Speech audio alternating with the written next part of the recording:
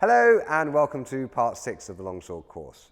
Now, before we get cracking on some interesting new and cool stuff, I need to make sure that you are absolutely solid with the stuff that came before. So what I would like you to do, number 1, warm yourselves up.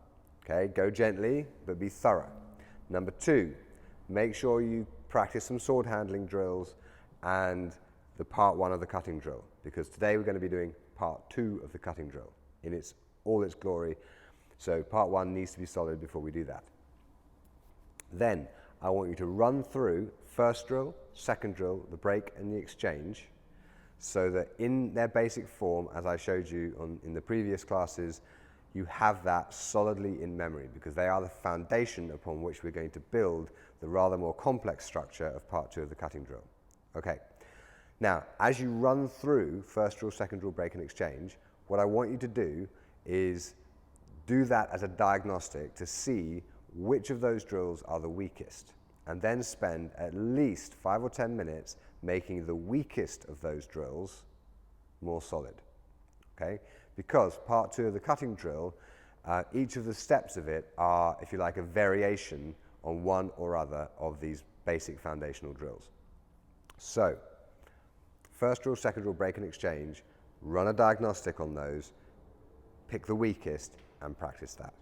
When you've done that, come back and we'll get cracking with part 2 of the cutting drill. See you in about 15-20 minutes. Cheerio.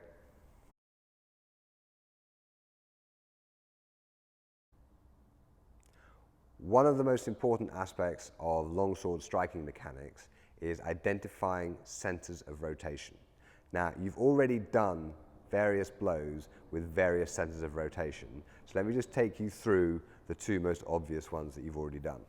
Firstly, if you've been practicing this, as I know you have, you'll notice that the sword is rotating around the same point. Yeah? At this point, obviously, it changes, but let's not go into that just yet. So basically, 1, 2, and 3, the sword is rotating around the sword hand. Okay? That is one of the important centers of rotation. Also, the difference between a full blow and a half blow is this part is the same, but the full blow includes the shoulder as a center of rotation. Okay? So if you think about it, you could, I don't recommend it, but you could, if you attacked like this, yeah, the only center of rotation is the shoulder. Now, there are centers of rotation in the body and in the feet, as you can see, but for what we're going to be doing in part 2 of the cutting drill, the primary centers of rotation you need to be aware of are shoulder, hand, middle of the blade, and point. Okay? So, the center of rotation is the bit around which the sword is rotating, kind of obviously, but I want to make it really obvious, so I want you to start by holding your sword and literally just doing like big warm-me-up circles with the sword, okay? Because this is a component, do it in both directions, this is a component of many of the blows, and it's the defining feature of one of the blows we're going to be using, okay? So center of rotation, the shoulder. Next up, in one hand, because by now you should be able to do this in one hand quite easily, I want you to focus on a center of rotation in the sword hand. Make sure that nothing else is moving, so you're isolating the center of rotation. In practice, a blow will often have more than one center of rotation. So if the sword is rotating around my hand and my shoulder at the same time, there are 2 centers of rotation. But for our purposes, we're going to isolate them and look at them one at a time, because it's a lot easier to understand that way. Next up, now you've practiced your sword handling drills where you've put the pommel in your left hand, blade in your left hand, pommel, blade. If you look carefully, you'll see that the sword is rotating around the middle of the blade. Okay?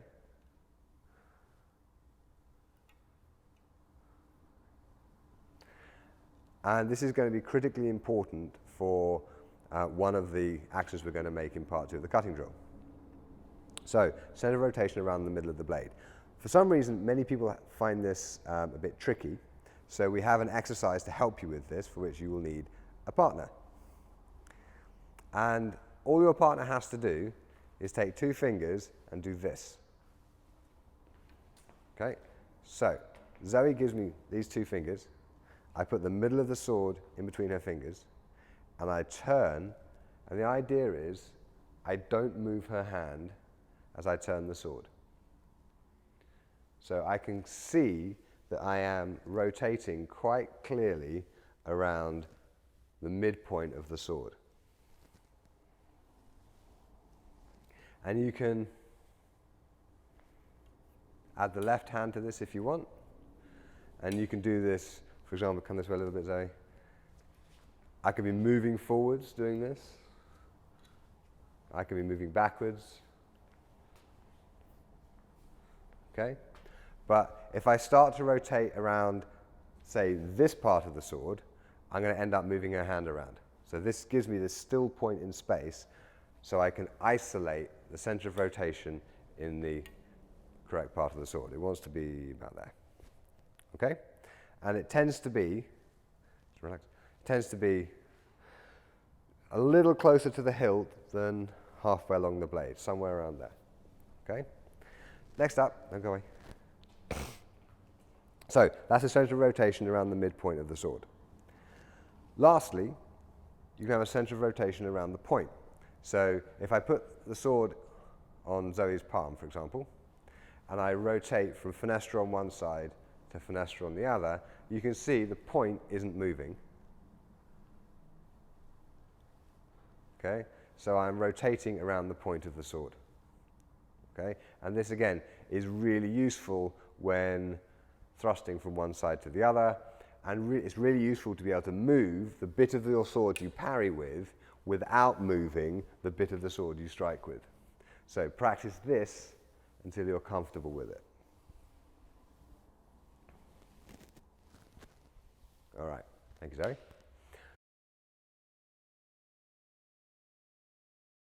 Now let's have a look at the cutting drill part 1 as an exercise in centers of rotation.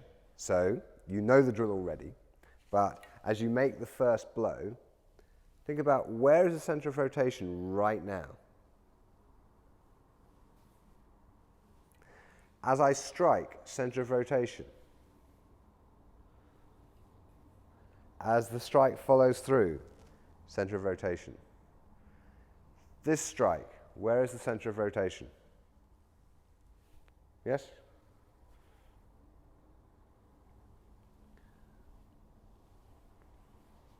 Yeah, and so on all the way through the drill. So go and practice that, and when you're comfortable identifying the centers of rotation, then come back and we'll get cracking with the rest of the cutting drill. Okay, see you in a minute.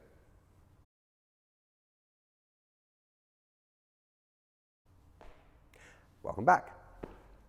Now then, the cutting drill part 2 is made up of 4 actions. Those actions are, and I'll do them one at a time, breaking the thrust from fenestra, okay, the punta falsa following a parry from the right, and I'm leaving out the footwork to stay in shot, don't worry, we'll do the footwork in a minute, the parry and strike of the sword in one hand, and thrusting into bicorno from posta di donna on the left. And the whole thing looks like this. From fenestra, breaking the thrust, cut the throat and strike, parry, feint, punta falsa, pommel strike, parry, strike, and in. Trying not to catch your microphone with your crossguard on the way. Okay. We'll take those, and again, when I'm teaching forms, this is how I always do it. We start with the pair drill, so you understand what you're trying to do. Then we have a look at the mechanics, and you practice it on your own. Then you put it back into the pair drill to make sure that's solid before we add the next step. Okay, so breaking the thrust from fenestra, you have kind of already done it, but let's have a look at it in terms of its mechanics and the really specific technical aspects of how it's supposed to work. Now then, part 2 of the cutting drill begins with the breaking of the thrust from fenestra, okay? And it is done against a thrust from left side post studied on. Of course, left-handers, you need to reverse all of those instructions. So left-handers will be breaking the thrust from a left side fenestra against a thrust coming from a right side post studied on. So, Zoe. So slowly and carefully. Now, I'm in fenestra. Zoe thrusts from post studied into my face. There it is. Now, as I make my parry, the breaking of the thrust, I need to turn my sword around the middle of the blade, okay, to get to this crossing.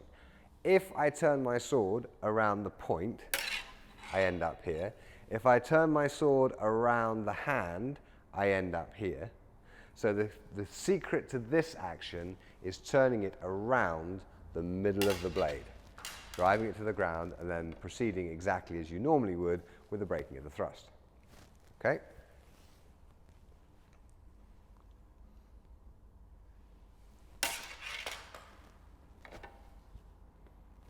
Again. A little bit more measure. That's it.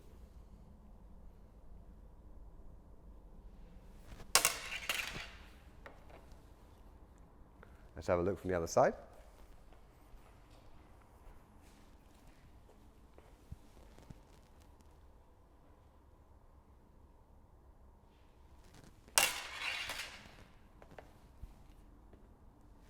So, let me just show you that from the front. Notice how my sword moves. So at the point when I'm parrying, the sword is forming like a door closing across my face. So I'm not at any point exposing myself or failing to close the line. I'm turning here, which gives me that lovely fendente feeling. Okay, I'll just show it left-handed for the sake of good manners. So left-handed, I'm on my left side, Zoe's on her right side, and thrusts. And I break the thrust, drive it to the ground, cut her throat, exactly as you have come to expect. Okay, let me show you that again just in case.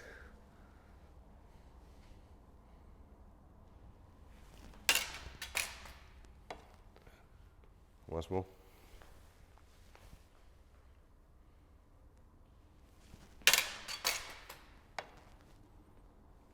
Okay, practice this until it's nice and comfortable, and then what I'd like you to do, thank you Zoe, what I'd like you to do is practice it on its own and just notice the changing centers of rotation. Middle of the sword, pommel, and then here there are two centers of rotation, the middle of the sword and the hips, and then the shoulder. Okay? So practice it on its own for the sake of the mechanics, practice it as a pair for the sake of the purpose behind the mechanics. As usual, you'll see me demonstrating without a mask. When you are doing this as a pair practice, you must wear your mask. This is primarily so your partner can actually strike at you during the drills, because the actions are supposed to work against a committed attack to a real target. They're not supposed to work against somebody cautiously waving a sword in your general direction because they're frightened of blinding you. So, masks on for the sake of the technique, and also, just in case things go wrong, you get a point in the face. So, don't do as I do as I tell you. Carry on.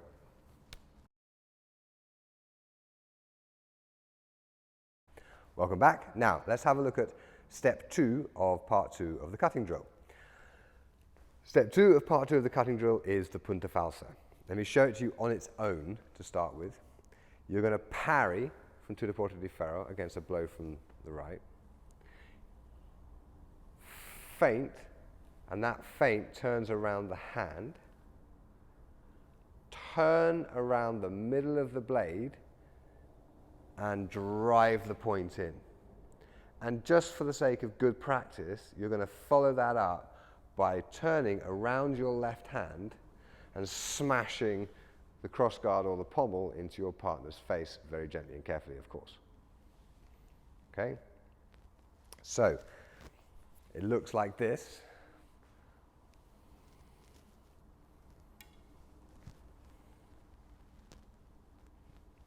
And from the side,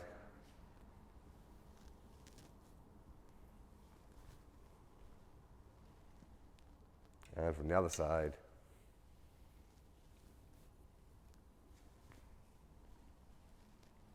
and as a left-hander, left-handers, I do apologize, my left side isn't nearly as good as my right.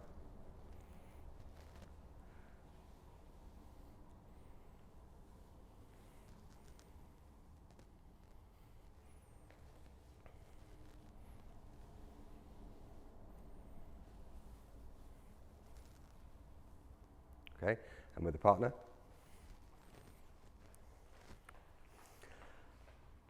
So, the setup is this. As Zoe comes to strike, I beat her sword wide, bang, yeah, and then I feint, like I'm going to hit her in the face with a mezzano. Fiore says to show that I'm coming to strike with a strong mezzano, so that's what I do. Now, as the blades meet, I turn my sword, which will close the line of her riposte, okay, and I'm catching her blade between my hands and stepping in with the thrust. Okay? Now, if she managed to somehow parry that, go ahead and parry it. Boom. That's the natural continuation. Okay? That's not in the book, that's just kind of good general practice. And you should make that continuation whether the point strikes or not. Because of course in practice your point will always land, right? So, slow and careful. I parry, feint, parry, strike, strike. And again, if we look at my feet, I stand still on the parry. That's not in measure. If you look at my feet, I stand still on the parry. I will usually take a little side step with the feint, which also makes her parry a little wider. I turn my blades, come and strike, and I take another step with my left foot to get that point in, and then I jam that in. Okay? So, 1, 2, 3, 4. And from the other side.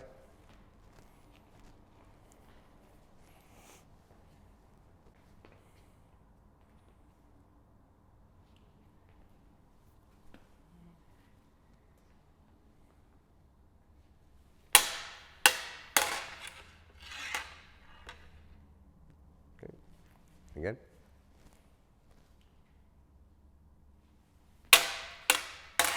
Ooh, I fluffed that one.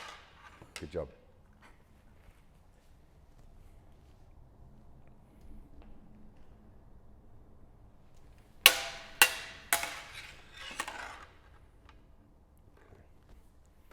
Thank you, Zoe.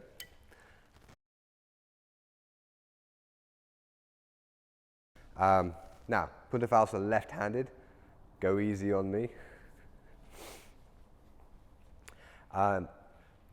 Because of the way this is set up, the blow that is attacking me that I parry has to come towards this side, okay? So that when I parry it, this side is open so the feint makes sense, so my continuation on the other side of the feint also makes sense. So the attack comes to this side. So Zoe, you can strike that side however you're comfortable doing it. So I parry, feint, turn the sword, and get it in. Okay, and then of course continue with the pommel strike. So let's look at that again. Come this way just a little bit. So I parry standing still, step to the side with the feint, turn, get the point in, and then slam it in. Okay? Watching me do it left-handed probably is, let me just remind you of the sense of rotation. On the parry, outside, yeah, on the parry, primary center of rotation is the shoulder. On the feint, primary center of rotation is the hand. On the turn to the other side, primary center of rotation is the middle of the sword. On the thrust, the sword isn't really rotating at all. When I smash my pommel through on the other side, primary center of rotation is either between the hands or it is the left hand itself, depending on the measure. Okay? And you should end up nicely and comfortably in control of your partner. So, you probably won't get this perfect and fluent in a single session. Okay? Most of my students, it takes them a while before they're comfortable with the punta falsa. So be gentle with yourself, and when you have it sufficiently fluent that it works most of the time, move on to the next step. So when you have the breaking of the thrust and the punta falsa reasonably comfortable, you can string them together. Break the thrust from fenestra, cut the throat, smack them in the head. Oh, you finish up into deporte di ferro. Parry, feint, strike, and there you have it. Okay? And after the pommel strike, pull back in a volta stabile to here, because we're going to be going on to the sword in one hand in just a moment. Good. Practice this, and I'll see you when you're ready. Cheerio. The parry of the sword in one hand. The sword in one hand guard position is rear weighted, and it's very clearly illustrated like so. Okay? This hand could be holding the blade, but it isn't. Yeah? Sword is pointing back like so. And what you're going to do, this is easiest to see from the front, is you're going to slice up into this sort of high fenestra with this turn in the shoulder. Notice how the sword isn't moving relative to my hand. So turn, sword isn't moving relative to the hand. And at the same time, you step to the side. Okay? From here, you turn around the middle of the sword to strike, because it's quicker than turning around the hand. So from there, boom. And re-establish your guard position like so. So it looks like this. Parry, strike. Parry, strike. Parry, strike. Parry, strike. And as you get into it, you might find yourself turning around the hand a little bit. So long as the motion is fluent and comfortable, I don't really mind if it's a little bit bigger than it ought to be at this stage. We'll tidy it up later. But for now, it needs to be comfortable. So practice this on its own first.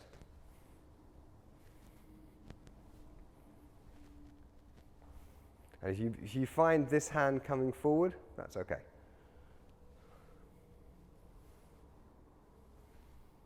Okay. Practice this on its own, get comfortable with it, and then we'll put it into a pair drill. This is a little unusual. Normally we would start with a pair drill, but if you look back to how we started in the very beginning, actually we did sword mechanics first and then put it into a pair drill. And this is because this is a new mechanic for you, and I want you to have a fluency with it, because what tends to happen is if people go into the pair drill too quickly, the parry fails because the mechanics aren't there to support it. Because for some reason, for most people, this is an unusual action. But if you look back to the warm-up, which is I think in the second class, we'll have started with this, and then we went to this. And this was not an accident. This is preparation for this motion. Okay? So you do have it in you somewhere if you've actually been practicing diligently according to the videos. So practice that, and I'll see you in a minute. So the parry of the sword in one hand, left-handed, from here, you parry and strike, parry and strike, parry and strike. Okay? Get it nice and fluid, nice and comfortable.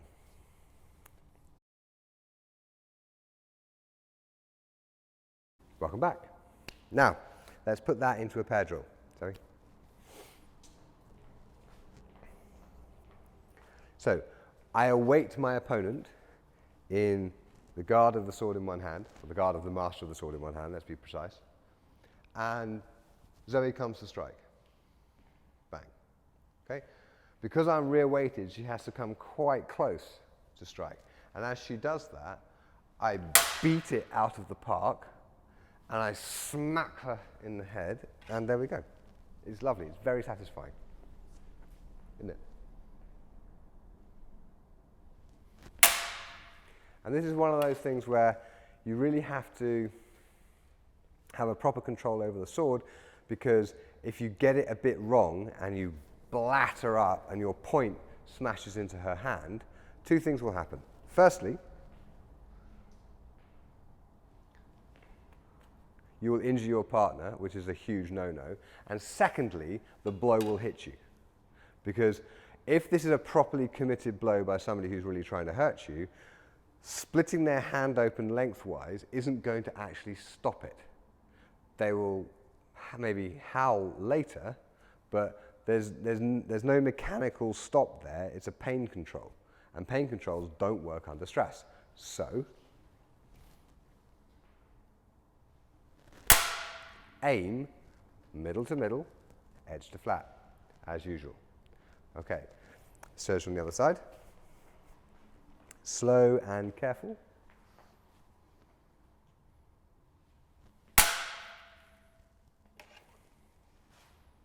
And yes, of course, there are things she could do, but this is a cooperative pair drill, emphasizing mechanics, so let's leave out the tactical stuff just for now. Okay, go and practice this, make it look beautiful. Would I see it from the left-hand side? All right then.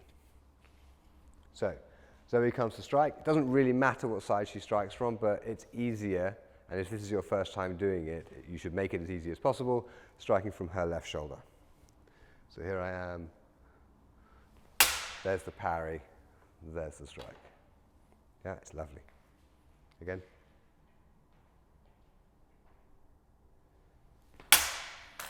Oh, lovely. Let's put those three things together. So you have, I'll start from way back here, breaking the thrust from Finestra, the punta falsa, parry and strike. And if you really give that strike some welly, you might very well end up in posto di donna on the left, or posto di donna la sinistra. Let me show that again from slightly further over. Break the thrust from Finestra, cut the throat and strike, punta falsa, parry, strike. Okay, so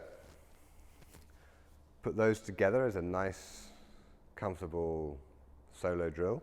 We show it from the left. So, as a left-hander,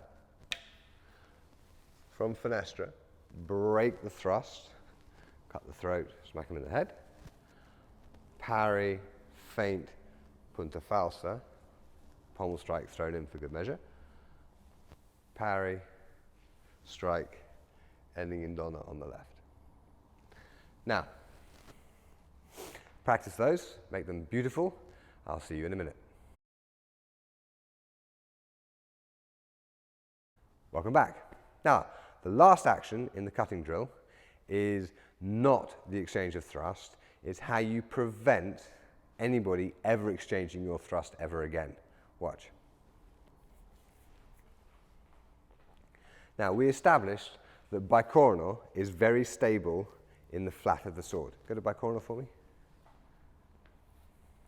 So, if Zoe's in bicorno, I cannot easily move that out of the way. Okay? So simply by thrusting in bicorno instead of posta longa, it already makes the exchange much more difficult. If she's in posta longa, I can easily glide that point out of the way. If she's in bicorno, it doesn't bloody go. Okay? Now, secondly, if she's thrusting from her left side and I'm on my right, to exchange, I would have to push that sword all the way across the center. If she's coming from her right-hand side, I can get to the center first. If she's coming from her right-hand side, I can get to the center first. And the exchange is relatively easy, not in bicorno. Oh, okay. If she's coming from her right-hand side, I can get to the center first, and there's the setup for the exchange. So, as you know from when we looked at the exchange, it is only done right side against right side. As you also know from when we looked at bicorno, bicorno's point stays in the middle of the way. So, by thrusting from both the left side and in bicorno, you make the exchange, for all practical intents and purposes, impossible. So, thrusting in bicorno from the left-hand side prevents the exchange. So, what we're going to do is from a left-hand side posta di donna, you drop the pommel into bicorno, elbows are down, and there's the thrust, and you walk it in.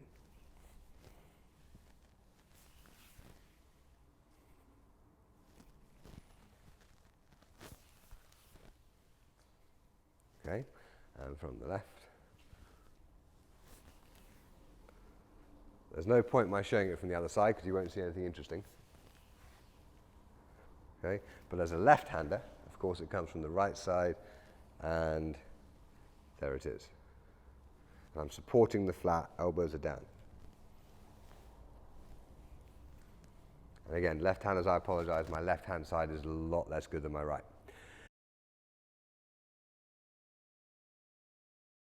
As a pair drill, what would you do against this bicorno? Well, if I'm in a right side guard, and let's say Zoe's in posta di donna on the left, and I think, do you know what? In this page of the treatise over here, why don't you go on that side for me? As you will shortly see why. If you look at this page of the treatise here, there you have Finestra on the right, and there you have Donna on the left. So if I'm in Finestra on the right over here, and she's in Donna on the left over there, do you know what we've got? We've got a picture from the book, and that always makes me happy. So let's do it that way. So as Zoe comes to strike to my face, okay, again. What do I do from here? Can't exchange. It's a thrust. Go ahead. Maybe I should break it. And so here's the thing. When you get to this stage of the cutting drill, part 2 of the cutting drill works as a circular drill. So, if I'm in Finestra on the right and Zoe's in Donna on the left and she attacks me with that bicorno, I break the thrust. No problem. Cut her throat, smack her in the head. She steps back, and here I am into the Porta di Ferro. She comes to strike. I parry, feint, there's my punta falsa, like so. And I come back, and she comes to strike, and I parry and strike, and here I am in Donna on the left, and there she is in Finestra. So I send in my thrust, and she breaks it, and she cuts my throat and smacks me in the head, and I go back, and there she is in Tutto Porta di Ferro. What should I do? Oh yeah, I should strike a Maduro Fendente, and there we have the punta falsa, and so it goes. So you can run this drill as a circular drill, if you're doing it in pairs, where one person gives the feed and the other one comes forward, and then the other person, because the last action of the form is the feed for the first action of the form, you can run it back and forth like so. This is a great way to generate unintended mistakes. So you can, when you run this, you will probably find that one step or another is the weak link. So use this as a diagnostic, find the weakest link, improve it, put it back into the form. However, you should also, of course, be practicing this on its own.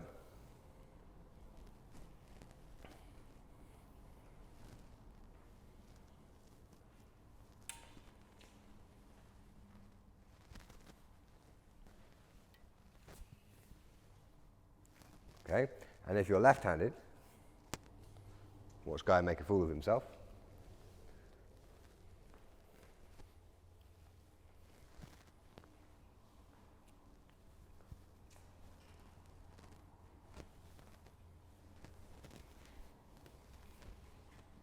There it is.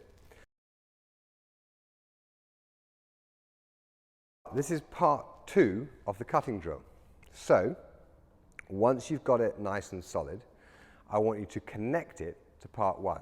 And here's how it works. So you're doing part 1, and tell you what, I'll do it with my fancy footwear where I stay in one place. So, part 1, full blow, thrust, half blow, change sides, full blow, thrust, half blow. Instead of going back to the beginning, finestra, break the thrust, punta falsa, parry the sword in one hand, and thrust with bicorner. Now, of course, I'm fluffing the footwork to stay in shot, but hopefully it's clear where the change happens. Let me just show you that bit nice and clearly. You have just done a reverso fendente half blow. Instead of coming to posto di donna on the right, volta stabile to posto di finestra on the right. And from there, do your breaking of the thrust, and that's how the two parts are connected together. So you get this beautiful, long cutting drill. If it doesn't fit in your space, add a turn. So, for example, from here, if I need to turn around and go the other way, no problem. That's why we have two voltas. Yeah.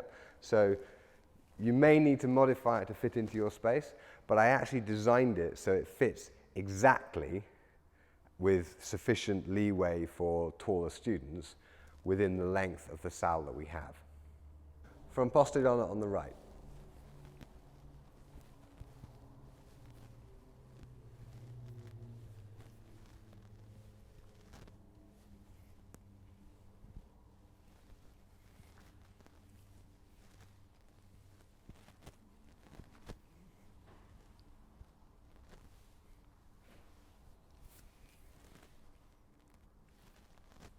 There's the whole form. So, cutting drill, part 1 and 2, seamlessly put together. Let me show you from the other direction. So you start in posto di donna, forward weighted.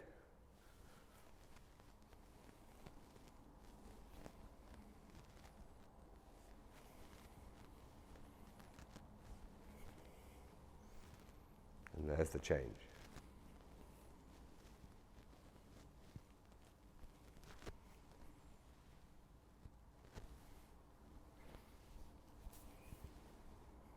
Okay, and left-handed, because I'm a masochist.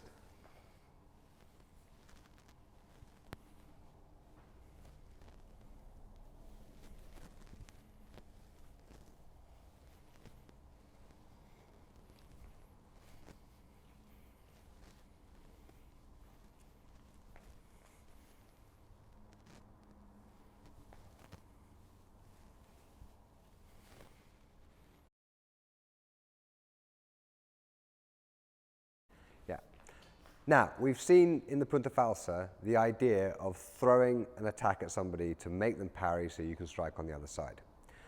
And the woman in the window drill is a nice little example of that idea applied in a slightly different context. Now, you've already seen the breaking of the thrust from finestra against an attack from posto di donna on the left using bicorno.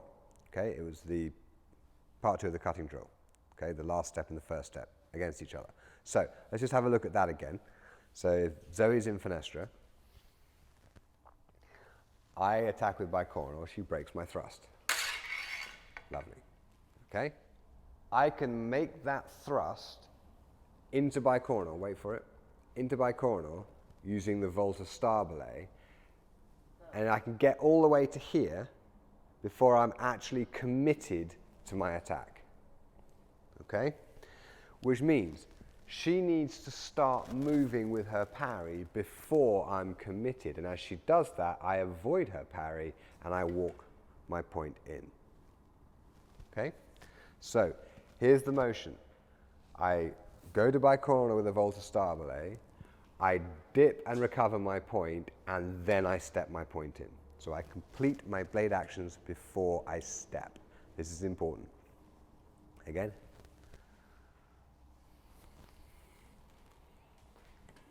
Okay? And if I give it a little bit of welly, the threat is quite extreme, isn't it? Yeah. So she really reacts to the thrust, and there it is on the other side. Now, of course, the feint depends on deception.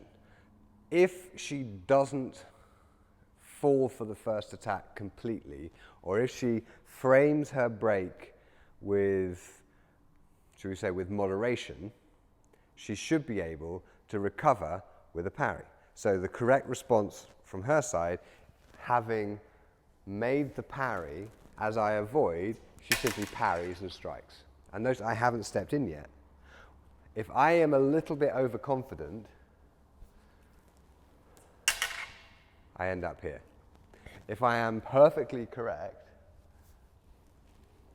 I end up here, which means, of course, I have some hope of actually dealing with this. Okay? So this is the woman in the window drill, and as a 4-step drill, it looks like this. Step number 1, I thrust. Boom. Step number 2, so he breaks the thrust. Okay. Step number 3, I feint, she breaks the thrust, I avoid it and walk it in. Step number 4, as I do that, she parries and strikes. Okay? So practice this as a 4-step drill. Other way around. So here I am in posto di donna. Step 1, there's the thrust. Step 2, there's the break.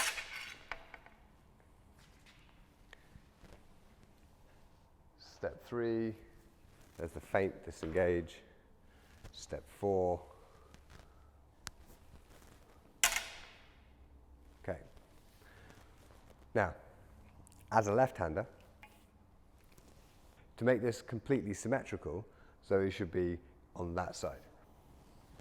So there's my feint, and as she parries, I avoid it like so. Otherwise, the drill progresses the same. So let's do that as a 4-step drill, just for good practice. Step 1, I attack. Step 2. Step 3. Step 4. Lovely. Okay, so it's a little different, but I'm sure you can work it out at this stage.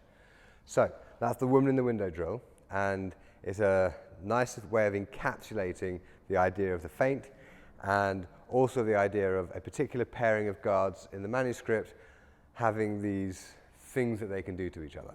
So practice this, and I'll see you when you get back. Cheerio. Practice this as like a zip file of all the different centers of rotation that you're going to need, and a kind of a zip file of the mechanics and the fundamental tactics and theory of the system. And notice how part 2 is more advanced or different versions of the 4 fundamental drills that made up the base that we established with first drill, second drill, the break, and the exchange. So, having had a look at all of these plays, you'll have a solid grounding in what are known as the Zogolago plays, and we can then go and have a look at the Zogostrato. Now, I'll define those terms properly for you in the next video. I hope that was useful, and I'll see you on the next class. Bye-bye.